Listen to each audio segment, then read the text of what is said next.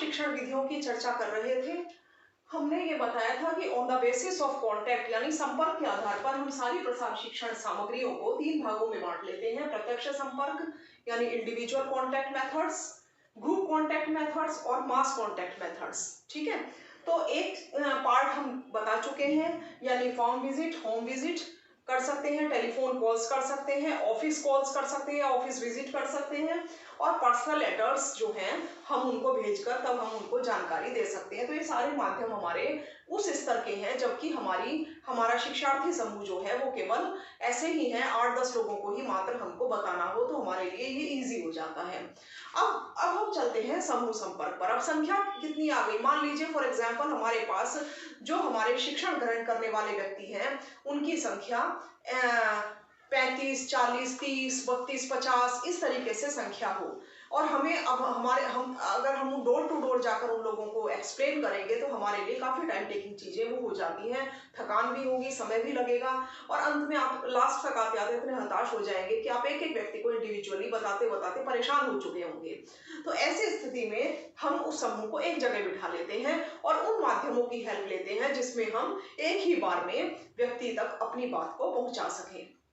तो वो कौन से माध्यम हैं जिनको हम सामूहिक संपर्क में प्रयोग करते हैं? उसमें पहली चीज आती है प्रदर्शन।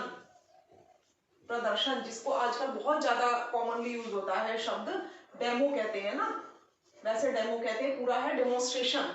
ठीक है, यानी प्रदर्शन करना। ठीक है, किसी चीज को प्रदर्शित करके दिखाना, खुद करके दिखाना किसी भी चीज को, तो ये प्रदर्शन कहलाया जाता है। इसके 2 भाग होते हैं प्रदर्शन के, एक होता है विधि प्रदर्शन और दूसरा होता है परिणाम प्रदर्शन। परिणाम, विधि यानी मेथड डेमोन्स्ट्रेशन और परिणाम यानी रिजल्ट डेमोन्स्ट्रेशन। ठीक है, दूसरे माध्यम कौन से हैं इनके बारे में विस्तार से मैं आगे बताऊंगी, लेकिन इसके बाद अभी मैं केवल एक क्लासिफिकेशन पर ही चलती हूँ। ठीक है, दूसरा हमारे माध्यम कौन से हैं सामूहिक संपर्क के? टूर। बहुत ज्यादा रोचक लगता है लोगों को जब समूह में व्यक्ति जाते हैं किसी एक जगह को। मान लो कोई ऐसी स्पेशल जगह है जो आप वहां तो नहीं दिखा सकते, वहां ले जाकर ही दिखा सकते हैं कि जहां पर वो चीज स्थापित है। तो ऐसी स्थिति में आप उनको टूर में लेकर चले जाएं, उनको बताकर आए, तो ये हमारा, इसको हम हिंदी में कहते हैं भ्रमण। तीसरा होता है हमारा, तीसरी क्या चीज होती है हमारी? Discussion methods.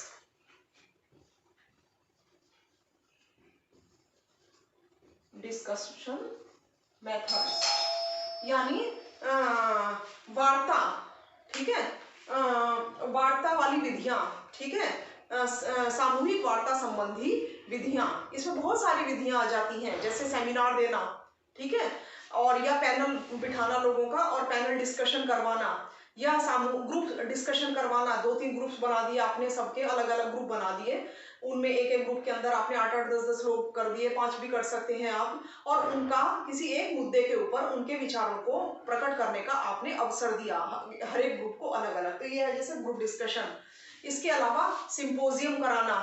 ठीक है, या और बहुत सारी चीजें हैं, जैसे आप क्या कर सकते हैं, फोरम भी आयोजित कर सकते हैं, या फिर आप जो है उसके लिए वर्कशॉप भी आयोजित कर सकते हैं। वर्कशॉप बहुत अच्छा होता है, ग्रामीण महिलाओं को बुलाकर कोई वर्कशॉप दिखाना उनको, इस तरीके से ये भी बहुत अच्छा माध्यम माना जाता है। तीसरा ये सभी मेथड हमारे आए जो हम सामूहिक संपर्क के तौर पर प्रयोग करते हैं। ठीक है, तीसरा आता है हमारा, एक पार्ट आता है मास कॉन्टैक्ट पार्ट। ठीक है, जन समुदाय संपर्क। जन समुदाय संपर्क की विधियां अपने में बिल्कुल अलग हैं। जन समुदाय संपर्क में वो विधियां प्रयोग की जाती हैं जो एक बार में ही बहुत लोगों तक संदेश को पहुंचा सके। जैसे फॉर एग्जाम्पल एक बड़ा ही बढ़िया चीज होती है जो है टीवी, टेलीविजन, रेडियो। ठीक है, और इसके अलावा क्या है, प्रिंटेड मटेरियल, छपित सामग्रियां। प्रिंटेड मटेरियल में कौन कौन से मटेरियल आते हैं, जैसे अखबार है, ठीक है, या पैम्फलेट है, लीफलेट है, फोल्डर है और बुकलेट वगैरह है। तो इस तरह की चीजें, लेकिन ये तभी सफल है जबकि हमारा जो समुदाय है वो पढ़ा लिखा हो या कुछ पढ़ा लिखा हो, ताकि कुछ ग्रहण कर सके इन सब चीजों को। ठीक है। तो ये सब विधियां इसके अंदर, इसके अलावा चार्ट, पोस्टर यानी ऑडियो विजुअल एड्स, श्रव्य दृश्य सामग्री, वो भी हमारी इसी कैटेगरी में आती है, मास कॉन्टैक्ट की कैटेगरी में। सभी श्रव्य दृश्य सामग्रियां, बुक्स इसी के अंतर्गत आती है, इंटरनेट फैसिलिटी इसी में आती है, प्रोजेक्टर आता है, ठीक है, प्रोजेक्टर पर लगाकर आप कोई मूवी को सबको दिखा दें, ठीक है, कोई खास आपके पास डॉक्यूमेंट्री वगैरह है वो सब लोगों को एक साथ बिठाकर दिखा दें। बहुत दूर तक के एरिया में एक बार एक प्रोजेक्टर लगा दे तो काफी बड़ी संख्या हम उसमें कवर कर सकते हैं। जगह जगह अगर हम स्क्रीन लगा दे तो दूर तक पब्लिक का कवरेज हो जाता है। टीवी में निकलवा दीजिए कोई भी, जैसे आजकल फॉर एग्जांपल जैसे आजकल है कि कोविड का पीरियड चल रहा है तो गवर्नमेंट की बहुत सारी इंफॉर्मेशन हम देखते हैं टीवी में आती रहती है, ठीक है। वो क्या कहते हैं, हाथ धोइए साबुन से, बार बार हाथ धोते रहिए, 2 गज की दूरी बनाकर रखिए, मास्क लगाकर रखिए। तो ये सभी संदेश मास लेवल पर क्योंकि हमको पहुंचाने, पूरे इंडिया के अंदर पहुंचाने हैं, सब जगह पहुंचाने, तो ऐसी स्थिति में हम उन माध्यमों का सहारा लेते हैं, जैसे टीवी के अंदर किसी भी संदेश को प्रसारित करवा देना, रेडियो में प्रसारित करवा देना, अखबारों में प्रसारित करवा देना, पैम्फलेट्स डाल के भेज देना उनके अंदर से, ठीक है। और अखबारों में पैम्फलेट चले गए, सबने उसको पढ़ लिया। तो इस तरह से हम इन माध्यमों के द्वारा हम एक ही समय के अंदर बहुत बड़े विस्तृत जन समुदाय को हम जानकारी दे देते हैं। अब एक्सटेंशन मेथड्स, अभी तक मैंने आप लोगों को जो बताए वो एक्सटेंशन मेथड्स थे जो संपर्क के आधार पर हमने उनको किस प्रकार से डिवाइड किया था। Classification of extension teaching methods on the basis of contact, ठीक है, ये हम अब तक डिस्कस कर चुके हैं। नेक्स्ट क्लासिफिकेशन हमारा कौन सा आता है, classification according to the form के आधार पर, या फॉर्म कहें या नेचर के, on the basis of nature, ठीक है, on the basis of form and nature of method, method के फॉर्म या नेचर के आधार पर, ठीक है।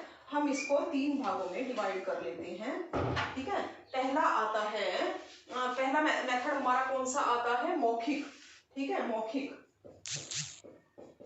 मौखिक यानी कि वर्बल, मौखिक यानी वर्बल, ठीक है। सेकंड हमारा मेथड कौन सा आता है, लिखित, लिखित, लिखित या इसको कहेंगे हम रिटन। और तीसरा हमारा आता है चाक्षुष यानी विजुअल, चाक्षुष, या इसको हम चाक्षुष की जगह हम दृश्य भी कह सकते हैं, दृश्य, चाक्षुष या दृश्य मेथड, इसे हम कहते हैं विजुअल मेथड्स, ठीक है।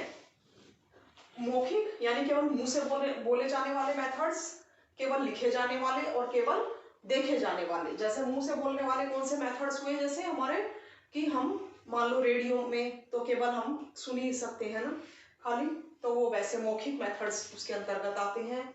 या हम कोई ऑडियो बनाकर प्रसारित कर रहे हैं, ठीक है, या मोबाइल के थ्रू हम जानकारी किसी को दे रहे हैं, ये सब हमारे मौखिक मेथड्स के अंतर्गत आ जाते हैं। दूसरा हमारा कौन सा पार्ट आता है, इसके अलावा मौखिक में हमारे सभी तरह की मीटिंग्स वगैरह भी मौखिक के अंतर्गत आ जाती हैं।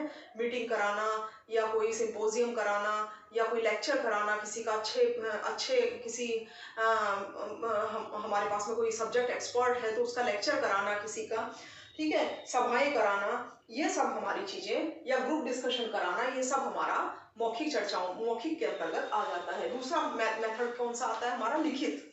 लिखित में क्या आएगा कि लिखित में वो सब सामग्री आ जाएंगी जो लिखकर बताई जाती हूँ, जैसे कि अखबार है, बुक्स है, पैम्फलेट, लीफलेट, ठीक है, फोल्डर, और इस तरह की फ्लिप कार्ड बुक, या इस तरह के जितने भी सर्कुलर्स वगैरह होते हैं, चार्ट हैं, पोस्टर हैं, ये सब कुछ चीजें हमारी लिखित के अंतर्गत आ जाती हैं। तीसरी मेथड हमारा मेथड कौन सा है, चाक्षुष, या जिसे दृश्य कहते हैं, या जिसको क्या कहते हैं, विजुअल। विजुअल में कौन सी चीजें आती हैं जो केवल दिखाई देती हूँ, जैसे मॉडल है, ठीक है, मॉडल दिखाना, कभी कभी हम किसी खास पर्टिकुलर चीज का मॉडल बनवा लेते हैं, बड़ा सा अच्छा सा, उसको देखने के लिए रख दें और सब उसको देख के जाते रहें, धीरे धीरे निकलते रहे, देखते रहे, जाते रहे, तो ये कहलाया जाता है मॉडल को दिखाना, मतलब इस तरह से, या हम जैसे कोई पिक्चर्स के माध्यम से दिखाई, हमने कोई चीज पिक्चर प्रदर्शनी लगाई कोई, उसमें दिखा दी सब चीजें इस तरह से। तो इस तरह फ्लैश कार्ड के द्वारा, नाटक के द्वारा, स्लाइड शो करा के दिखाना, प्रोजेक्टर पर दिखाना, ये सब मेथड हमारे विजुअल मेथड्स के अंतर्गत आते हैं। तो ये मैंने बताया classification of extension teaching methods on the basis of nature of method. ठीक है, यानी प्रकृति के आधार पर, उनके स्वरूप के आधार पर, विषय सामग्रियों के स्वरूप किस किस तरीके का है, नेचर कैसा है, उसके बेसिस पर हम उसको 3 भागों में बांट लेते हैं। अब तीसरा हमारा आता है ये जो क्लासिफिकेशन है। अब हम अगले क्लासिफिकेशन की तरफ चलते हैं।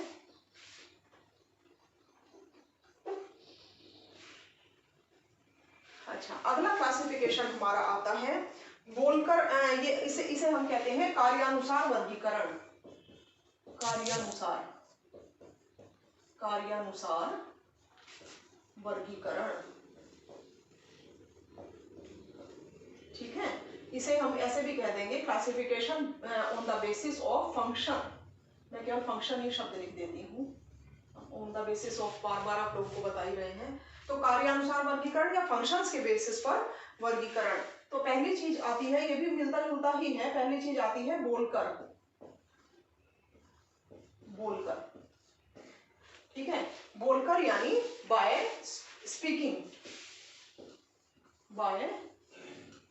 स्पीकिंग, बोलकर। फिर आता है लिखकर। ठीक है, लिखकर यानी के नहीं, सॉरी, लिखकर नहीं, दिखाकर, सॉरी, ये लिखकर नहीं आएगा, ये आएगा दिखाकर। यानी बाय शोइंग। और तीसरा आता है करके यानी बाय डूइंग। तो पहली चीज आती है बोलकर कैसे, यानी कि जो जिसमें हम क्या कार्य करते हैं, केवल बोलकर अपनी बात को बता दें। जैसे हम लेक्चर के द्वारा बताएंगे तो हम बोलकर ही बताएंगे निश्चित रूप से। मीटिंग करेंगे तो भी हम बोलकर ही अपनी बात को, अपना जो संदेश है उसको केवल बोलकर हम बता देते हैं लोगों को। ठीक है, या कोई परिचर्चा कराना, ग्रुप डिस्कशन कराना और क्विज वगैरह कराना, तो इन सब चीजों में कैसेट को सुनाना और रिकॉर्डिंग वगैरह सुनाना लोगों को रेडियो के द्वारा, ये सब चीजें केवल बोलकर जब हम अपने कार्य को करते हैं। दूसरा आता है दिखाकर यानी कि जब हम कुछ चीजें दिखाकर लोगों को अपनी बात को पहुंचा दें। जैसे हमने chart, poster, folder, pamphlet, leaflet, ये सब दिखाए और दिखा के हमने अपनी बात को पहुंचा दिया। छवित सामग्रियों को दिखाया, टेलीविजन दिखाया, स्लाइड शो दिखाया, प्रोजेक्टर दिखाया। ठीक है, इस तरीके की बहुत सारी चीजें, या जैसे कि हम मान लो फोटोग्राफ दिखाते हैं, पपेट शो दिखाते हैं लोगों को, तो यानी कोई भी चीज दिखाई जा रही है, जब मौखिक नहीं बताई जा रही, दिखाई भी जा रही है साथ साथ, उसको हम कहते हैं दिखाना। और तीसरा आता है हमारा करके यानी बाय डूइंग। जब हम करके दिखाते हैं, करने में कौन सा चीज सबसे ज्यादा कॉमन होती है, वो होती है डेमोन्स्ट्रेशन के द्वारा हम किसी भी विधि को करके दिखा देते हैं उसी समय पर। तो विधि प्रदर्शन, परिणाम प्रदर्शन, ठीक है, रोजगार संबंधी कोई ट्रेनिंग देना, ठीक है, प्रशिक्षण देना कहीं पर, किसी चीज का कोई मान लो कोई कोर्स चलाया जा रहा है, कोर्स के बाद में उसकी ट्रेनिंग के लिए बच्चे जाते हैं और वहां पर वो उस फैक्ट्री में, उस वर्कशॉप में करके देखें किसी भी चीज को, ठीक है, वो करके देखना कहलाया जाता है। विभिन्न तरह के, सारी तरह के ट्रेनिंग्स इसके अंतर्गत आ जाती हैं इस मेथड के अंदर। तो ये आता है functions classification on the basis of function, ठीक है, कार्य के अनुसार वर्गीकरण करना। ठीक है, अब आता है जैसे हमारा अगला वर्गीकरण आता है सीखने के उद्देश्य के अनुसार। सीखने के भी अलग अलग टारगेट्स होते हैं ना लोगों के, सीखने के उद्देश्य के अनुसार हम वर्गीकरण कैसे करेंगे। सीखने के उद्देश्य, सीखने के उद्देश्य के अनुसार इसका क्लासिफिकेशन करना। सीखने के उद्देश्य के 3 प्रकार के होते हैं, ज्ञान, मनोवृत्ति और कार्यदक्षता। ज्ञान, कार्य दक्षता और मनोवृत्ति। ठीक है, ज्ञान यानी नॉलेज, कार्यदक्षता यानी स्किल, मनोवृत्ति यानी एटीट्यूड।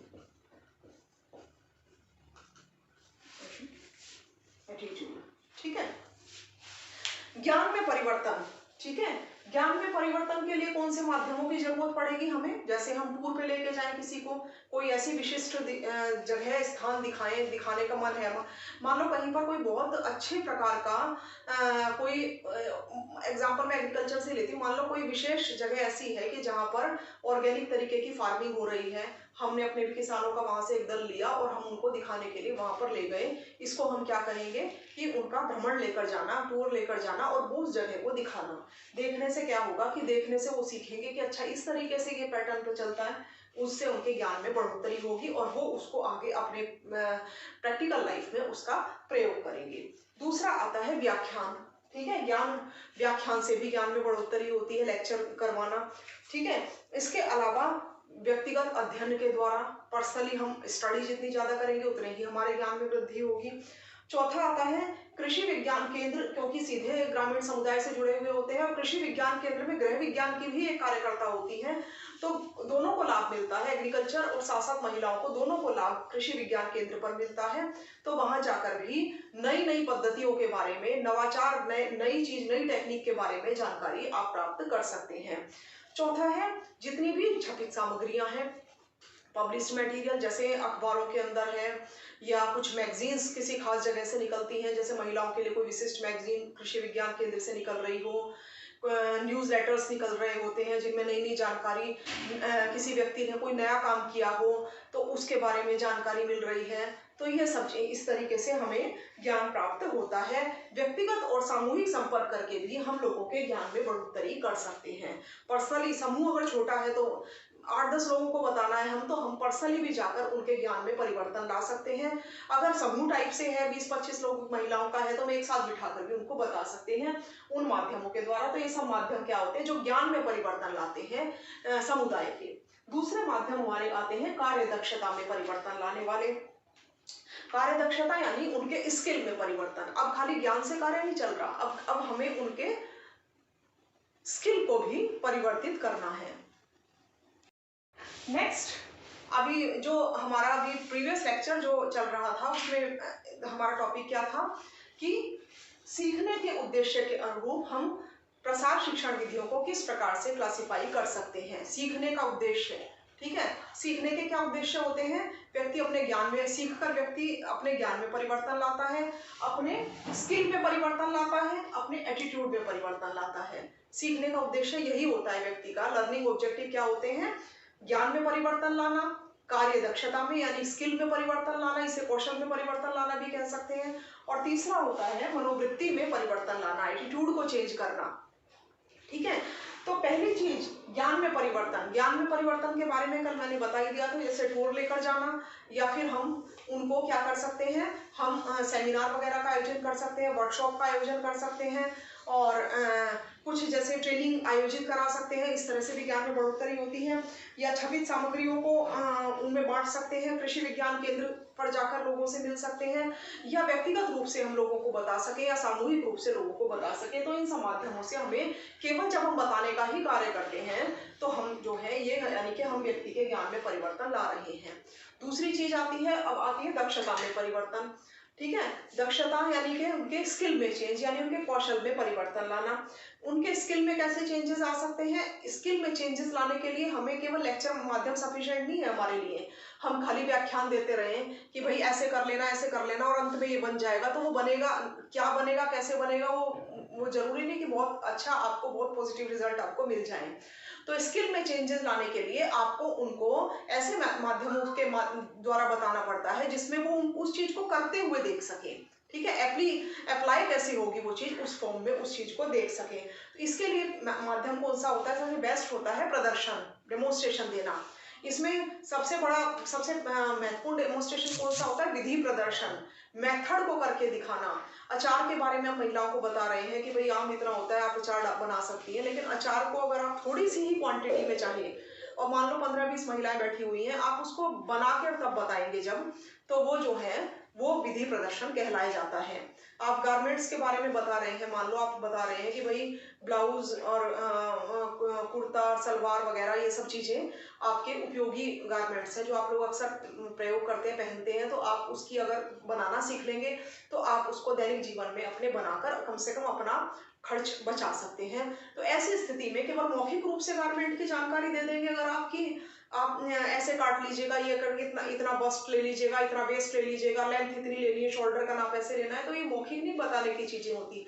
इस चीज के लिए आपने ज्ञान तो उनको पहले दे दिया कि आप अगर इसको प्रयोग करेंगे तो आप अपने दैनिक जीवन में अपना कुछ ना कुछ आप अपना बचा सकती हैं, अपने बजट को संतुलित कर सकती हैं। कम से कम अपने अपने घर के गारमेंट भी बना लेंगे तो उतने से भी आपके परिवार के बजट पर फर्क पड़ेगा, आपको बाहर पैसे नहीं देने होंगे। लेकिन अगर आप उसको बताएंगी तो बताने में आपके लिए ज्ञान सफिशिएंट नहीं, अब आपको उसको करके भी दिखाना पड़ेगा। तो उसके लिए आपको उसकी इन सभी गारमेंट्स की कटिंग उनको सिखानी पड़ेगी, कैसे नाप लेना, नाप लेने का तरीका बताना पड़ेगा, फिर उसको कपड़े पर कैसे फैलाना है, ड्राफ्टिंग कैसे बनानी है और कैसे करके उसकी कटिंग करके दिखानी है और सिलना कैसे है, वो सब पैटर्न आपको सिखाना पड़ेगा। तब उसमें आपको फायदा मिलेगा और वो व्यक्ति स्किल्ड हो जाएगा उस चीज में। दूसरा, परिणाम प्रदर्शन। कभी कभी ऐसी भी सिचुएशन आती है कि हम किसी चीज को सामने नहीं करके दिखा सकते, हमारे लिए मुश्किल होता है क्योंकि बहुत सारी चीजें ऐसी होती है जो टाइम टेकिंग होती हैं। एग्रीकल्चर में का एक एग्जांपल मैं आपको बताती हूँ। मान लो कोई खास बीज के बारे में बता रहे हैं, ठीक है, हमने वो बताया कि भाई इस प्रकार के बीज, ये इतना इम्प्रूव्ड वैरायटी आई है बीट की कि हम इस बीज को जब बोएंगे तो बहुत मात्रा में इसकी पैदावार होगी, आपकी पहली से ज्यादा पैदावार होगी। तो ऐसे में हम बीज को बो के सामने तो नहीं दिखा सकते, ना हम 15 दिन में दिखा सकते हैं उस चीज को, उसमें तो टाइम लगता है, it is a time taking process. और ये जो है इसमें हमें लगभग 2-3 मंथ्स जो है इस पूरी प्रोसेस में 4 मंथ्स के करीब हमारे लग जाते हैं। तो ये ऐसे में ये बड़ा उदासीन हो जाएगा कि अगर हम उस समय के हिसाब से बैठे रहे और फिर हम दिखाएं देखिए अब ऐसा नहीं, ऐसे नहीं चलता है। ऐसी स्थिति में जिस माध्यम का हमको सहारा लेना पड़ता है वो होता है परिणाम प्रदर्शन, रिजल्ट डेमोन्स्ट्रेशन। ठीक है, ये आता है स्किल वाले की कैटेगरी में परिणाम प्रदर्शन। परिणाम प्रदर्शन यानी रिजल्ट बताएं आप, पहले आप जो बीज प्रयोग करते थे उसका रिजल्ट ये था, आपकी इतनी यील्ड आती थी, इतनी उपज ये देता था। अब जो हमारा ये इम्प्रूव्ड वैरायटी का सीड है, ये इतना ही बीज और इतनी ही लैंड में कितनी यील्ड देगा वो आप बताएंगे, ठीक है, कितनी उपज देगा अब वाला। तो ये आप अपने पास डेटा वगैरह के थ्रू, अपने पास जो आंकड़े हैं उसको अच्छे तरीके से रिप्रेजेंटेटिव, उसका अच्छा रिप्रेजेंटेशन बनाकर आप लोगों को दिखाएं। ठीक है, चार्ट के माध्यम से कोई 2 तरीके के दिखा दें या कुछ और किसी और बेहतर तरीके से आप अपने आंकड़ों को बता सकें, तो आंकड़े बताते हुए आप लोगों को उसके फायदे बता सकते हैं।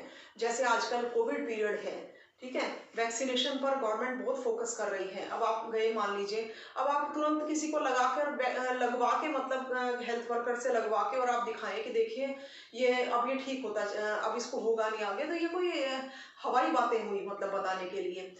इसमें क्या है कि आप अगर कुछ जगह आपने एनालिसिस की और आपने ये देखा कि जहां पर सभी लोग वैक्सीनेटेड थे वहां पर कोविड का इफेक्ट नहीं आया है, और आया भी है तो वो बहुत मामूली सिम्टम्स के साथ था, तो वो रिजल्ट के माध्यम से आप लोगों को जागरूक बना सकते हैं कि देखिए वहां पर सभी वैक्सीनेटेड थे and this is a clear picture of that area कि वो ये रिजल्ट दे रहा था, ये वैक्सीनेशन ये रिजल्ट दिया वैक्सीनेशन ने। तो उससे आप उन लोगों को मोटिवेट कर सकते हैं। तीसरा आता है देखरेख में, ठीक है, अपने अपने किसी या किसी एक्सपर्ट की निगरानी में, सुपरविजन के द्वारा आप उन लोगों को सिखाएं, कोई चीज को, कोई स्किल को सिखाएं किसी अच्छे सब्जेक्ट एक्सपर्ट की निगरानी में। तो ये भी एक तरीका होता है। या फील्ड में और होम पर लोगों के साथ में विजिट करके तब आप अपनी बात को बता सकते हैं। तो ये सब माध्यम मैंने बताए जिसके द्वारा आप जो है उनके स्किल में परिवर्तन ले आते हैं, कौशल में परिवर्तन ले आते हैं। अब कौशल में परिवर्तन के साथ साथ एक चीज और महत्वपूर्ण होती है ज्ञान में वृद्धि के लिए, वो होती है मनोवृत्ति को परिवर्तित करना, एटीट्यूड चेंज करना।